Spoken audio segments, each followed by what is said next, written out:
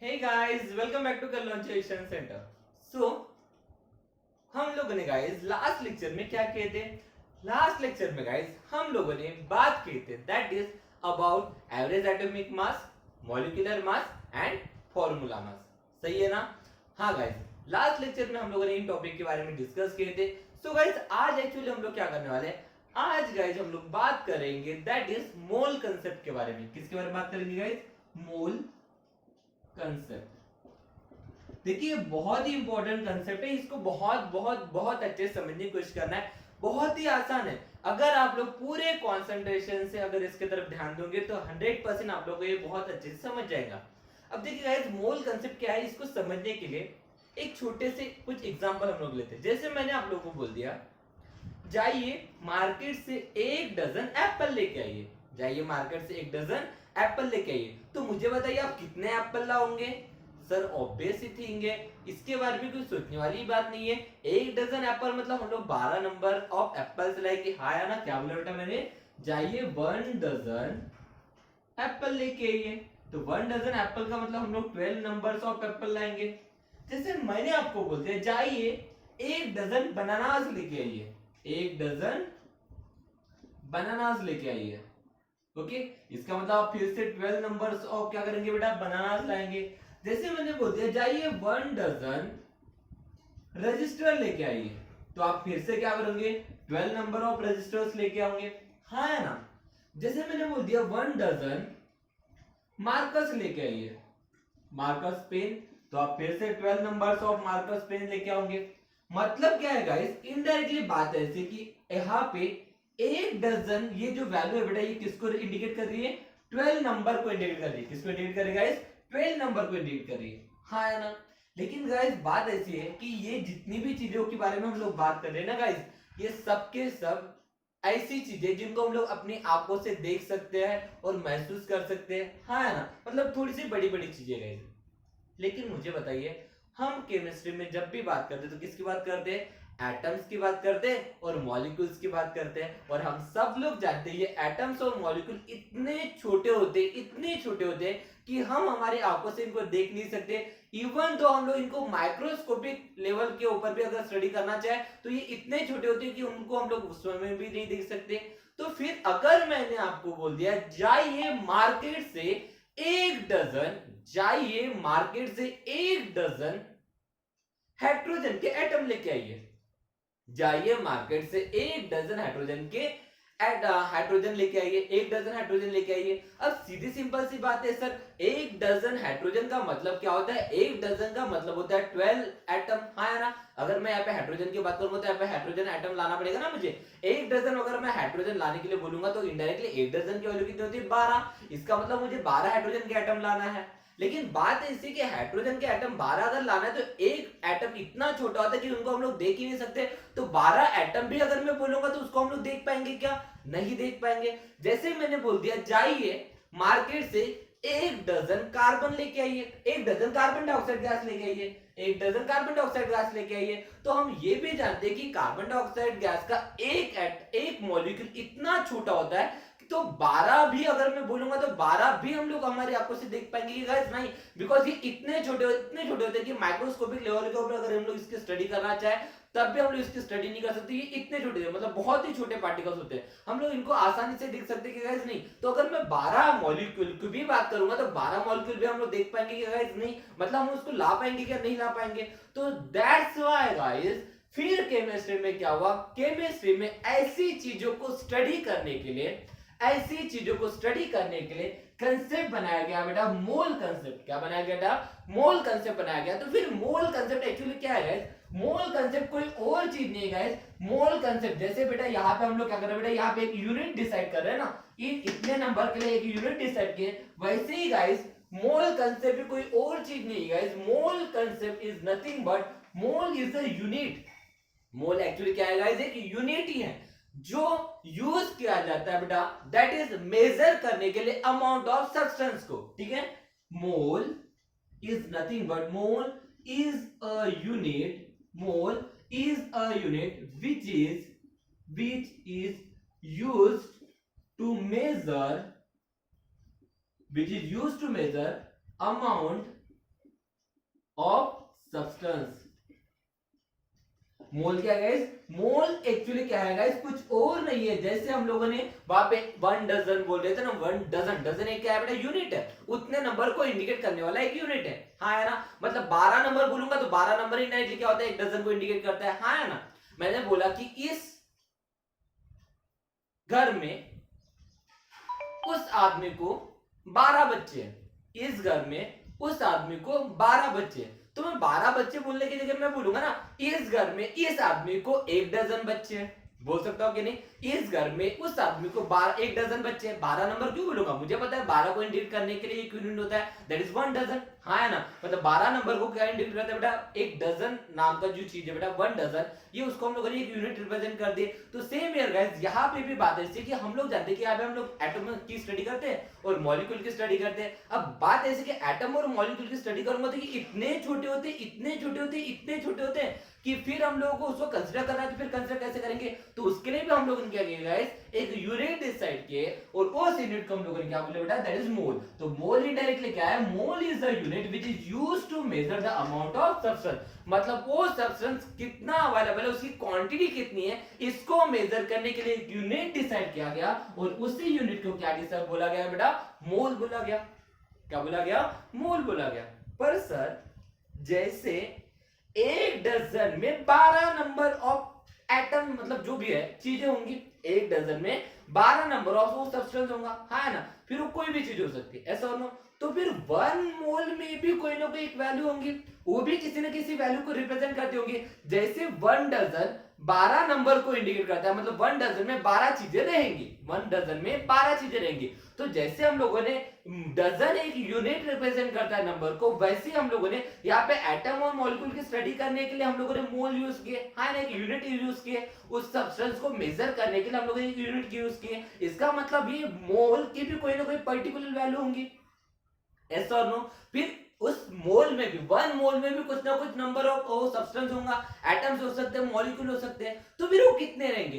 तो फिर बात ऐसी है गाइस, बहुत कुछ एक्सपेरिमेंटली, मतलब बहुत ऐसा सोचने के बाद नहीं बेटा, बहुत सारे एक्सपेरिमेंट करने के बाद फिर हमें ये पता चला दैट इज 1 मोल, 1 मोल की जो वैल्यू होती है, 1 मोल इज अ, बहुत सारे एक्सपेरिमेंट करने के बाद ये गाइस पता चला that is 1 mole is a amount, is a amount, 1 mole is a amount or number of particle, 1 mole is a amount or the number of particle in a 12 gram of carbon atom. Carbon, 1 mole is a amount or the number of particle in a 12 gram of carbon. लेकिन यहाँ पे carbon में हम लोग कौन सा use करेंगे बेटा? आइसोटोप कार्बन 12, मतलब C12 हम लोग आइसोटोप यूज करेंगे गाइस। तो एक्सपेरिमेंटली हमें ये पता चला गाइस कि 1 मोल में, किसमें बेटा? 1 मोल में उतने ही नंबर ऑफ पार्टिकल रहेंगे जितने हमारे 12 ग्राम कार्बन में रहेंगे। किसमें रहेंगे गाइस? 12 ग्राम कार्बन में रहेंगे। सर 1 मोल में उतने ही नंबर ऑफ पार्टिकल रहेंगे जितने 12 ग्राम कार्बन में रहेंगे, लेकिन मुझे बताइए 12 ग्राम कार्बन में अभी भी कितने पार्टिकल रहेंगे? ये हमें थोड़ी पता है। पता है क्या? नहीं पता ना? देखिए इन्होंने क्या बोला, बहुत सारे एक्सपेरिमेंट करने के बाद हमें यह पता चला कि 1 मोल में उतने नंबर ऑफ पार्टिकल रहेंगे जितने number of particle 12 gram carbon में रहेंगे। अब 12 ग्राम कार्बन में कितने पार्टिकल है यही पता नहीं है, तो मुझे बताइए 1 मोल में कितने पार्टिकल रहेंगे ये पता रहेगा क्या? नहीं पता रहेगा। तो फिर क्या करेंगे? तो फिर बेटा हम लोगों को तो एक बात पता है, यहां से हमें क्या पता चला कि 1 मोल में उतने नंबर ऑफ पार्टिकल रहेंगे जितने 12 ग्राम में रहेंगे। हाँ यार मैं बोल सकता हूं 1 mole is equal to number of particles in 12 gram of carbon, हाँ है ना? मतलब कार्बन के 12 ग्राम में, कार्बन के 12 ग्राम में जितने नंबर ऑफ पार्टिकल रहेंगे उतने पार्टिकल हमारे 1 मोल रहेंगे। लेकिन मुझे पता, हमें थोड़ी पता है कि 12 ग्राम ऑफ कार्बन में कितने नंबर ऑफ पार्टिकल है, ये हमें पता है क्या गाइस? नहीं पता है। पता है क्या? नहीं पता है। तो फिर अभी भी इसकी वैल्यू निकली क्या? इसकी वैल्यू अभी भी निकली क्या? नहीं निकली ना। तो फिर क्या करेंगे?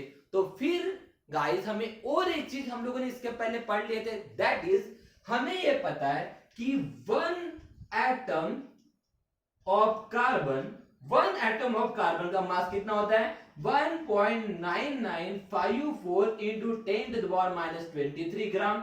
अब इसको हम लोग शॉर्टली लिख देते हैं, दैट इज व्हाट, याद रखने के लिए, वैल्यू इजीली याद रखने के लिए, दैट इज व्हाट 1.99 इंटू 10⁻³ ग्राम।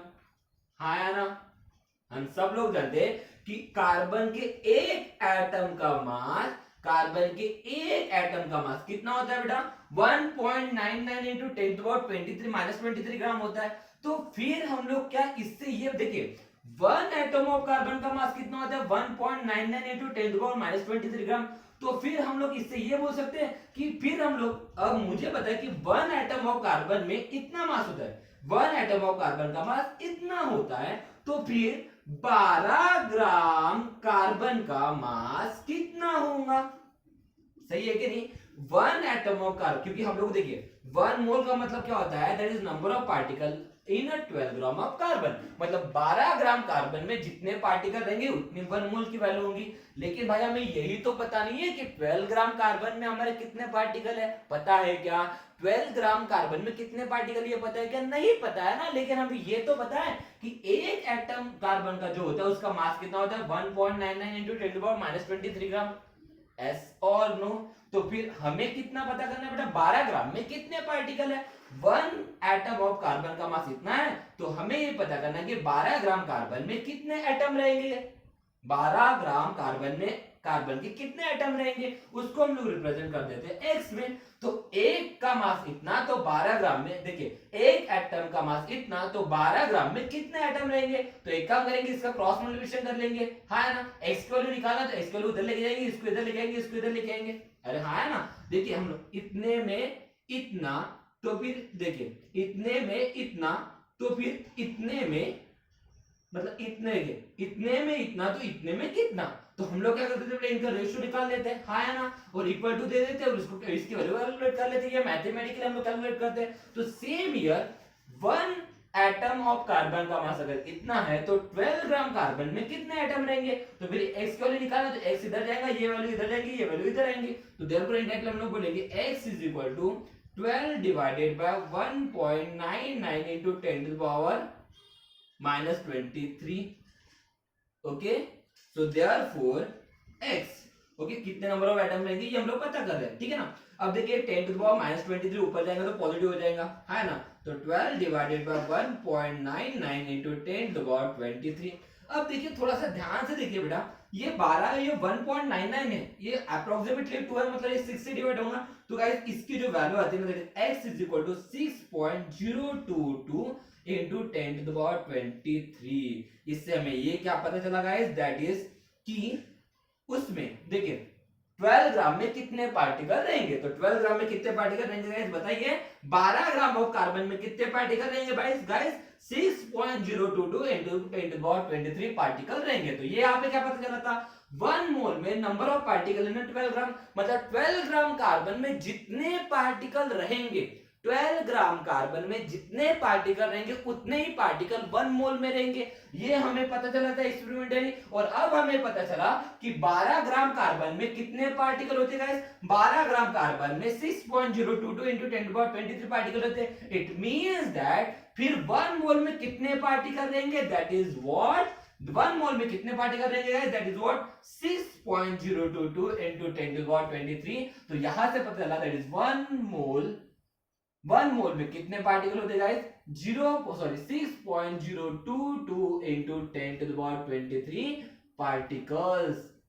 क्या पता चला गाइस कि one mole of any substance, किसी भी सब्सटेंस का वन मोल अगर रहता है तो उसमें कितने पार्टिकल रहेंगे गाइस 6.022 इंटू 10⁻23 पार्टिकल रहेंगे। ये यहां से हमें पता चला गाइस। और इसी नंबर को कहा जाता है गाइस अवोगाड्रोस नंबर।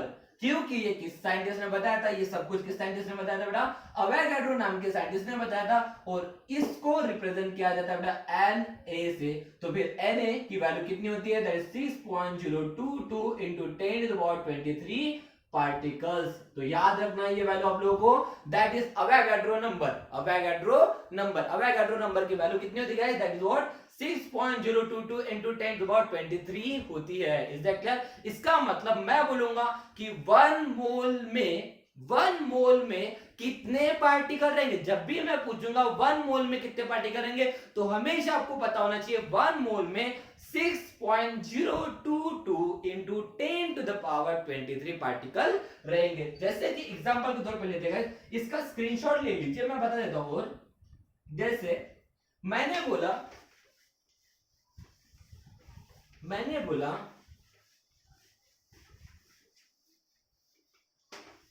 मैंने कहा guys that is 1 mole of hydrogen में कितने पार्टिकल है। तो 1 मोल है, तो हम सब लोग जानते हैं 1 मोल में कितने पार्टिकल होते हैं, 6.02 into 10 to the power 23। इसका मतलब हाइड्रोजन के 1 मोल ऑफ हाइड्रोजन में कितने पार्टिकल रहेंगे guys? 6.022 into 10 to the power 23 particle. मैंने बोला 1 मोल ऑफ कार्बन में कितने एटम रहेंगे, तो फिर से मैं बोलूंगा 6.022 into 10 to the power 23। मैंने बोला 1 मोल ऑफ कार्बन डाइऑक्साइड, मैंने क्या बोला 1 मोल ऑफ कार्बन डाइऑक्साइड। तो फिर से कार्बन डाइऑक्साइड कितने मोल है बेटा? 1 मोल। तो फिर से इसमें कितने पार्टिकल, कितने मॉलिक्यूल रहेंगे कार्बन डाइऑक्साइड के? 6.022 into 10 to the power 23। इसका मतलब सब्सटेंस हम लोग कोई भी ले, प्रोटॉन ले, इलेक्ट्रॉन ले, न्यूट्रॉन ले, या फिर कोई मॉलिक्यूल ले, या कोई एटम ले, अगर वो हमारा 1 मोल है तो उसमें उसके कितने पार्टिकल रहेंगे? That is 6.022 into 10 to the power 23 particle रहेंगे। अब बात ऐसी गाइस, मुझे बताइए ये जो पार्टिकल कितने पार्टिकल है? 6.022 into 10 to the power 23 positive है। कितना है बेटा? पॉजिटिव। इसका मतलब ये वैल्यू कितनी होंगी चेक करते हैं। 6 पॉइंट, इस पॉइंट को 10 to the power 23 मतलब उधर 23 टाइम्स लेके जाना है। 1 2 3 4 5 6 7 8 9 10 11 12 13 14 15 16 17 18 19 20 21 22 23। मुझे बताइए इतनी बड़ी वैल्यू बेटा हम लोग काउंट कर सकते हैं क्या? इमेजिन करते हैं, जैसे कि मैंने बोल दिया आप लोगों को क्या करना है, 6.022 into 10 to the power 23 chocolate arrange करने हैं। क्या अरेंज करने बेटा? चॉकलेट्स। ओके, वो जेम्स होते हैं ना छोटी वाली, उतने अरेंज करना है। अब बेटा अगर उतनी काउंट करने जाओगे ना, इस वैल्यू को काउंट करने जाओगे ना, तो बेटा यहाँ से आसमान में जाओगे और आसमान से रिटर्न भी आओगे ना, तो उतने पार्टिकल खत्म नहीं होंगे। इतने पार्टिकल है मतलब अगर अरेंज करने जाए तो समझ में आ रहा है? ये इतनी बड़ी वैल्यू होती है। तो फिर इतनी बड़ी वैल्यू हम लोग काउंट कर सकते हैं क्या? नहीं कर सकते ना। तो फिर इतनी बड़ी वैल्यू अगर हम लोग काउंट नहीं कर सकते, इतने सारे पार्टिकल हम लोग काउंट नहीं कर सकते, तो उस समय फिर हम लोग क्या करेंगे? उस समय हम लोग बात करते हैं जब हम लोग इतनी बड़ी वैल्यू काउंट नहीं कर सकते, इतनी बड़ी वैल्यू काउंट नहीं कर सकते, इतने सारे पार्टिकल अगर हम लोग काउंट नहीं कर सकते, तो उस समय गाइस हम लोग उसको मास में भी कैलकुलेट कर सकते हैं। किसमें कैलकुलेट कर सकते हैं बेटा? मास में भी कैलकुलेट कर सकते हैं। और ये भी हमें एक्सपेरिमेंटली पता चला दैट इज कि जो हमारा 1 मोल होता है, क्या होता है गाइस? 1 मोल होता है, दैट इज 1 मोल होता है। 1 मोल जो होता है गाइस, 1 मोल में जैसे 6.022 into 10 to the power 23 particles होते हैं, तो इसको अगर मास के फॉर्म में अगर कंसीडर करूंगा तो 1 मोल मतलब क्या होता है बेटा? 1 mole is nothing but that is molar mass और atomic mass of that compound. क्या होता है गाइस? 1 मोल में जैसे मैंने बोल दिया कि इतने पार्टिकल होते हैं, तो इसी का मतलब बेटा 1 मोल मतलब ही क्या होता है बेटा? दैट इज मोलर मास और atomic mass of that compound. और मोलर मास का मतलब क्या होता है गाइस? मोलर मास मतलब ही क्या होता है? मॉलिक्यूलर मास इन ग्राम। इसका मतलब जैसे मैंने बोल दिया गाइस, दैट इज मेरे पास 1 मोल ऑफ कार्बन डाइऑक्साइड है, 1 मोल ऑफ कार्बन डाइऑक्साइड है। तो मुझे पता है 1 मोल ऑफ कार्बन डाइऑक्साइड है, इसका मतलब मैंने क्या बोल दिया कि यहाँ पे 6.022 into 10 to the power 23 particles, molecules. जैसे कार्बन डाइऑक्साइड मॉलिक्यूल है ना, तो मैं यहाँ पे मॉलिक्यूल बोल देता हूं, मॉलिक्यूल्स किसके बेटा? 1 मोल ऑफ कार्बन डाइऑक्साइड बोलूंगा तो मैं बोल सकता हूं कि 1 मोल ऑफ कार्बन डाइऑक्साइड में 6.022 into 10 to the power -12 10 to the power 23 molecules है। लेकिन अगर मैं बोलूंगा इसका मास कितना है, तो मास कितना है मतलब क्या बोला बेटा, मैंने 1 मोल का वैल्यू कितना पता चला, जैसे हमें एक्सपेरिमेंटली पता चला गाइस, मैंने अपने मन से कुछ नहीं बता रहा हूं, एक्सपेरिमेंटली पता चला कि 1 मोल में जब इतने पार्टिकल होते हैं, वैसे 1 मोल मतलब ये क्या होता है बेटा, मॉलिक्यूलर मास होगा या फिर एटॉमिक मास होगा उस कंपाउंड का। Is that clear? मतलब क्या है, that is 1 mole of carbon dioxide में अगर इतने पार्टिकल है तो इसी का मतलब इसका जो मोलर मास रहेगा वही उसकी क्या रहेगा, मतलब इनडायरेक्टली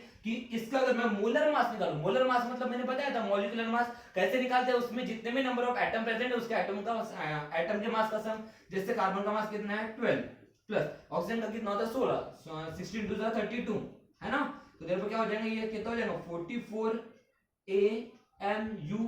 अरे हाँ है ना, लेकिन क्या बोला बेटा मोलर मास मतलब क्या होता है मॉलिक्यूलर मास इन ग्राम, मतलब क्या हो जाएगा, इट मींस दैट 44 ग्राम, मतलब मैं बोल सकता हूं कि दैट इज 6.1 मोल में 1 मोल ऑफ कार्बन डाइऑक्साइड में अगर इतने पार्टिकल है तो उसका मतलब उसका मास कितना होगा गाइस, दैट इज व्हाट 44 उसका मास होगा बेटा, कितना होगा बेटा 44, मतलब मैं बोल सकता हूं 44 ग्राम ऑफ कार्बन डाइऑक्साइड में 44 ग्राम ऑफ कार्बन डाइऑक्साइड में इतने पार्टिकल रहेंगे और वो कितना मोल होगा बेटा 1 मोल होगा। सीधे सिंपल सा लॉजिक है, समझने की कोशिश कीजिए, 1 मोल ऑफ कार्बन डाइऑक्साइड में इतने पार्टिकल रहेंगे और हमें ये एक्सपेरिमेंटली पता है कि 1 मोल में अगर इतने पार्टिकल है तो वो इनडायरेक्टली 1 मोल ही मतलब क्या होता है, उसका मॉलिक्यूलर मास होता है, मोलर मास होता है या फिर एटॉमिक मास होता है, हाँ है ना। तो हम लोगों ने क्या किया, कार्बन डाइऑक्साइड का मोलर मास निकाले, तो मोलर मास कार्बन डाइऑक्साइड का मोलर मास कितना है बेटा 44 ग्राम, हाँ है ना। तो मैं बोल सकता हूँ कि 44 ग्राम में इसमें बेटा 44 ग्राम में कितने पार्टिकल होंगे 6.02 into 10⁻23 पार्टिकल होंगे। इट मींस दैट वो इनडायरेक्टली कितना मोल होगा बेटा 1 मोल होगा, कितना मोल होगा 1 मोल। चलो और एक एग्जांपल लेते हैं, जैसे कि मैंने बोल दिया यहाँ पे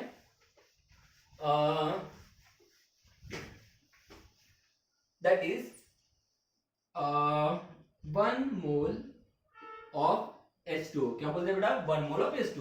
ओके, तो हम जानते हैं 1 मोल ऑफ H2 में कितने पार्टिकल रहेंगे 6.022 into 10⁻23 पार्टिकल रहेंगे। लेकिन अगर इसमें पता करना है कि 1 मोल ऑफ H2 में उसका मास कितना रहेगा, तो हम लोग डायरेक्टली क्या करेंगे, सब मोलर मास निकालेंगे, that is what H2, hydrogen का मास कितना होता है 1 और ये कितना हो जाएगा 2, 2 प्लस कितना हो जाएगा 16, मतलब कितना 18 ग्राम। तो मैं बोल सकता हूँ 18 ग्राम ऑफ वाटर में 18 ग्राम ऑफ वाटर में 6.022 into 10⁻23 पार्टिकल रहेंगे और 18 ग्राम ऑफ वाटर मतलब कि कितना होता है बेटा 1 मोल ऑफ वाटर होता है। 18 ग्राम ऑफ वाटर मतलब क्या होता है बेटा 1 मोल ऑफ वाटर होता है। जैसे मैंने बोल दिया कि दैट इज व्हाट, जैसे मान के चलिए ग्लूकोज लेते हैं, क्या लेते हैं गाइस ग्लूकोज, क्या लेते हैं ग्लूकोज, तो ग्लूकोज मैंने बोल दिया दैट इज ग्लूकोज, तो ग्लूकोज कितना है बेटा 1 मोल, क्या ले रहे बेटा 1 मोल ग्लूकोज ले रहे, तो 1 मोल ग्लूकोज में कितने पार्टिकल रहेंगे 6.022 into 10⁻23 पार्टिकल रहेंगे, हाँ है ना, बिकॉज 1 मोल में इतने पार्टिकल रहेंगे, लेकिन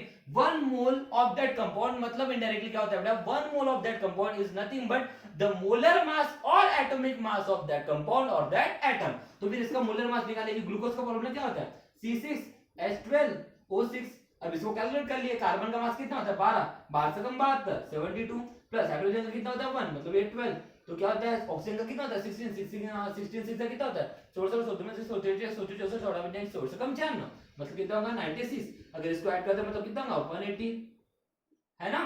तो इसका मतलब मैं क्या बोल सकता हूं बेटा that is 180 gram of glucose में 180 ग्राम ऑफ ग्लूकोज में 6.022 into 10⁻23 पार्टिकल रहेंगे और 180 ग्राम ऑफ ग्लूकोज मतलब क्या होगा बेटा 1 मोल ऑफ ग्लूकोज होगा, क्या बोलूंगा बेटा 180 ग्राम ऑफ ग्लूकोज मतलब क्या होगा 1 मोल ऑफ ग्लूकोज होगा। जैसे कि और एग्जांपल लेते हैं, जैसे एक एग्जांपल और लेते हैं, जैसे कि 1 मोल ऑफ कार्बन, क्या बोला बेटा मैंने 1 मोल ऑफ कार्बन, तो मुझे बताइए 1 मोल ऑफ कार्बन मतलब यहाँ पे कितने पार्टिकल रहेंगे 6.022 into 10⁻23 पार्टिकल रहेंगे, एटम रहेंगे कार्बन के, है ना, एटम रहेंगे किसके बेटा कार्बन के। लेकिन अब बात ऐसी कि यहाँ पे इसका मास अगर कैलकुलेट करना है तो कार्बन एटम है ना, एटम है मतलब इसका एटॉमिक मास निकालना पड़ेगा, तो कार्बन का एटॉमिक मास कितना होता है 12 ग्राम, है ना। इसका मतलब बोल सकते हो कि 12 ग्राम ऑफ कार्बन में इतने पार्टिकल रहेंगे और 12 ग्राम ऑफ कार्बन इसका मतलब क्या होगा बेटा 1 mole of carbon, 12 gram of carbon मतलब कितना होगा 1 mole of carbon,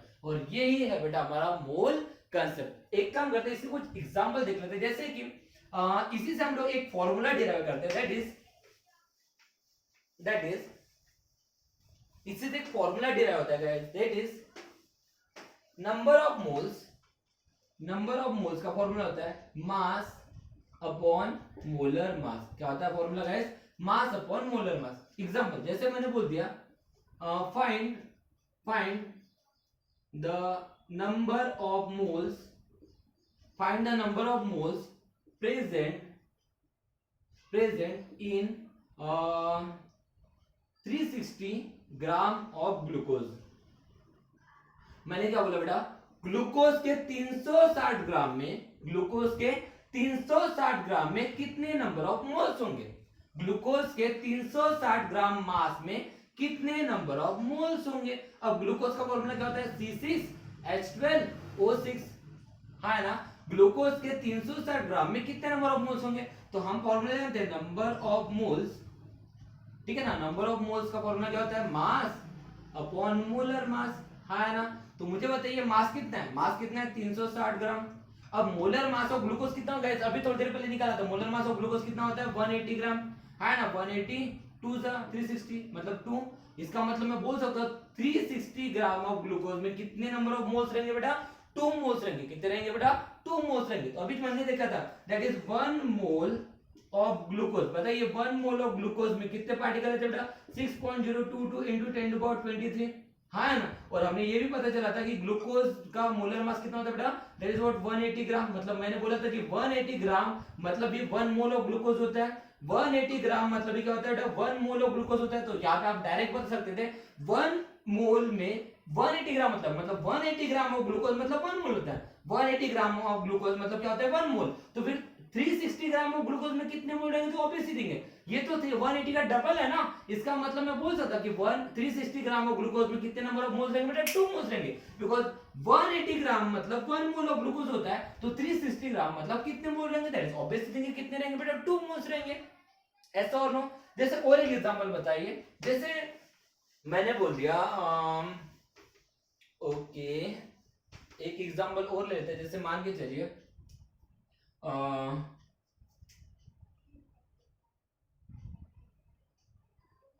find the mass of find the mass of carbon dioxide in 2 moles, in 2 moles find the mass of carbon dioxide in 2 moles. मतलब जब carbon dioxide 2 मोल है, carbon dioxide कितना मोल है बेटा? 2 मोल है, तो उसका मास कितना रहेगा? अब बताइए। अब सीधी सिंपल सी बात है 1 मोल, इसका मतलब क्या होगा? Molecular mass of carbon dioxide. 1 मोल मतलब molecular mass of carbon dioxide. Molecular mass of carbon dioxide कितना होता है? 44 ग्राम, है ना? तो फिर 2 मोल में उसका मास कितना होगा? तो सीधी सिंपल बात है 1 मोल में 44 ग्राम, तो 2 मोल में कितना बेटा? दैट इज व्हाट 88 ग्राम आना चाहिए। हमारा आंसर आना चाहिए। हम लोग एक्सपेरिमेंटली कैलकुलेट करेंगे बाय फार्मूला। हम बताया नंबर ऑफ मोल्स इक्वल क्या होता है? मास अपॉन मोलर मास, हाँ ना? अब मास निकाला है, नंबर ऑफ मोल्स कितने हैं? 2। तो therefore 2 is equal to mass of carbon dioxide divided by molar mass of carbon dioxide कितना होता है? 44 gram. 44 therefore mass of carbon dioxide कितना होगा? 44 डिवाइड में जाएगा तो मल्टीप्लिकेशन में। Therefore mass of carbon dioxide is equal to कितना होगा बेटा? 88 ग्राम। आया बेटा वही तरीका, है ना? तो इस तरह से ये क्या था बेटा? तुम्हारा मोल कंसेप्ट। तो मोल कंसेप्ट हमें क्या बताता है बेटा? दैट इज 1 मोल की वैल्यू कितनी होती है? 6.022 into 10⁻23 पार्टिकल होती है। और वही वैल्यू कोई भी सब्सटेंस का उसका एक तो एटॉमिक मास रहेगा, या एटम रहेगा तो एटॉमिक मास रहेगा, और मॉलिक्यूल रहेगा तो उसका मॉलिक्यूलर मास रहेगा, जिसको हम मोलर मास बोलते हैं in a gram. Is that clear guys? Is that clear guys? कोई दिक्कत है गाइस यहां तक के? चलो, अगर यहां तक कोई दिक्कत नहीं होंगी तो फिर हम लोग डायरेक्टली क्या करते हैं बेटा? आगे बढ़ते हैं। Okay, is that clear? चलो आगे बढ़ते हैं। इन द सेंस हम लोग एक काम करते थे, इस टॉपिक को यहीं पे छोड़ देते हैं। फिर नेक्स्ट टॉपिक पे हम लोग बात करेंगे, नेक्स्ट टॉपिक के बारे में, मतलब नेक्स्ट वीडियो में हम लोग बात करेंगे नेक्स्ट टॉपिक के बारे में। ओके, चलो गाइस, तो thank you so much guys, have a nice day.